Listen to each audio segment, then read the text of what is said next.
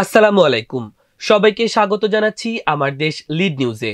সঙ্গে আছি আমি মাহবুবুর রহমান ইমন। আজকে লিড নিউজের শিরোনাম, হাসিনার সামরিক সচিবের বাগানবাড়ি বিলাস। যশোর থেকে নিউজটি পাঠিয়েছেন আমার দেশের স্টাফ রিপোর্টার হাসান কবির। চলুন দর্শক, জেনে নেওয়া যাক বিস্তারিত।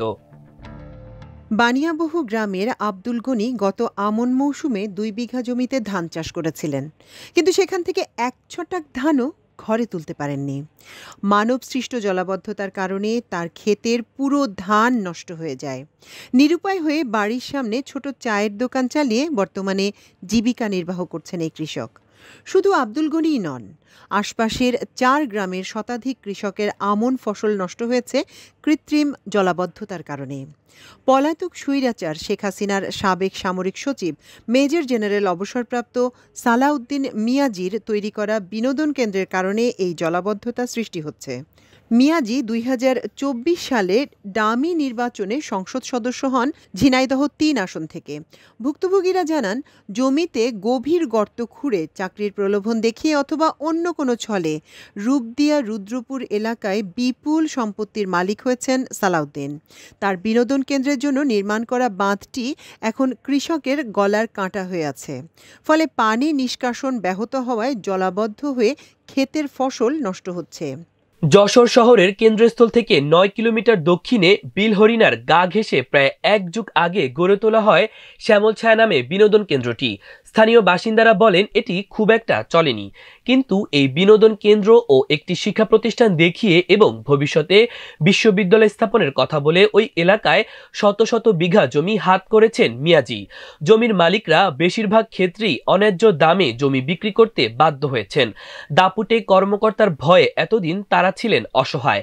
এখন পরিস্থিতি বদলালেও ক্ষতিগ্রস্ত কৃষকদের অনেকেই অজানা ভয়ে মুখ খুলতে চান না। তবে 2-1 জন সাহস করে আমার দেশের সঙ্গে কথা বলেছেন।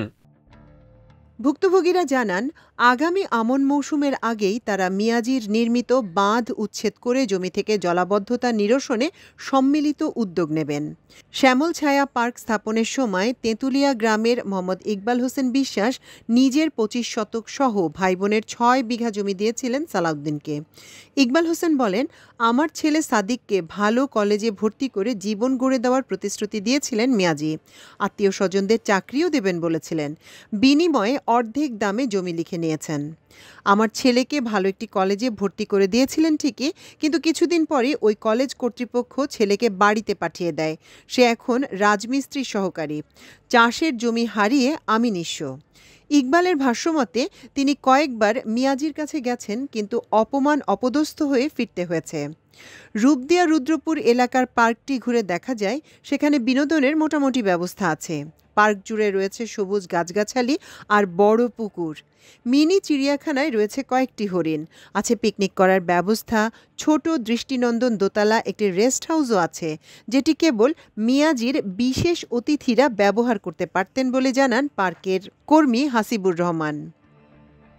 বাম রাজনৈতিক দলের নেতা ও তেঁতুলিয়া গ্রামের বাসিন্দা শাহাবুদ্দিন বাটুল আমার দেশকে জানান, মিয়াজি যে জমি কবজায় নিতে চাইতেন তা যে কোনো উপায়ে নিয়ে নিতেন। শেষ দিকে এসে তিনি একটি বিশ্ববিদ্যালয় প্রতিষ্ঠার নামে একের পর এক জমি নিজের আয়ত্তে নেন। সরেজমিনে জানা যায়, মিয়াজির কূটকৌশল ও প্রভাবে তেঁতুলিয়া গ্রামের মনসুর, শফিয়ার সর্দার, মালেক, হানেফ, মুক্তার আলী, আবু বক্কর, আব্দুল আজিজ বিশ্বাস, রূপদিয়ার সাত্তার, মতিয়ার, হানিফ, বাবু, জামাল সহ রুদ্রপুর মাহাদিয়ার শতাধিক কৃষক হয় জমি হারিয়েছেন অথবা ফসল উৎপাদন করতে না পেরে ক্ষতিগ্রস্ত হয়েছেন। ক্ষতিগ্রস্তদের মধ্যে মনসুরের চাকরি হয়েছিল শ্যামলছায়া পার্কে। সেখানে কর্মরত অবস্থায় বিদ্যুৎ স্পৃষ্ট হয়ে তার মৃত্যু হয়। তেঁতুলিয়া গ্রামের ইউনুস নামে এক চাষি আমার দেশকে জানান, বিনোদন পার্ক নির্মাণের জন্য বাঁধ তৈরি করায় পানি নিষ্কাশন বাধাগ্রস্ত হচ্ছে।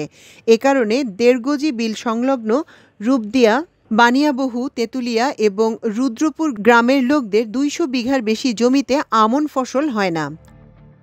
ক্ষতিগ্রস্ত কৃষকদের সঙ্গে কথা বলে জানা গেছে, শুধু বেড়িবাঁধ তৈরি করে জলাবদ্ধতা সৃষ্টি করা হতো না, নিজের জমিতে এক্সকাভেটর দিয়ে গভীর গর্ত খুঁড়তেন মিয়াজি। ফলে আশেপাশের জমিতে দেওয়া সেচের পানি রাখা যেত না, ফসলও ফলতো না। বাধ্য হয়ে মিয়াজির কাছে জমি বেচে দিতেন ক্ষতিগ্রস্তরা। এমন অবস্থায় কারো পক্ষে জমির ন্যায্য দাম আদায় করাও সম্ভব ছিল না। কেউ প্রতিবাদ করলে পুলিশ চলে আসতো মিয়াজির পক্ষে। গ্রামবাসী জানান, হাসিনা পলায়নের পর অবস্থা বেগতিক দেখে মিয়াজি বৈঠকের নামে স্থানীয় প্রভাবশালীদের ডেকে আপ্যায়ন করেছিলেন তার বিনোদন কেন্দ্রে। সেখানে বিশেষ করে বিএনপি ও জামায়াতের লোকদের প্রাধান্য দেয়া হয়। কিন্তু শেষ রক্ষা হয়নি মিয়াজির। গত 18 ফেব্রুয়ারি এই বিনোদন কেন্দ্র থেকে তাকে গ্রেপ্তার করা হয়। বিএনপির অফিস ভাঙচুরের মামলায় মিয়াজি এখন ঝিনাইদহ কারাগারে। এ কারণে তার বক্তব্য নেওয়া সম্ভব হয়নি। দর্শক, আজ আমাদের লিড নিউজের আয়োজন এ পর্যন্ত। এতক্ষণ সঙ্গে থাকার জন্য অশেষ কৃতজ্ঞতা। আল্লাহ হাফেজ।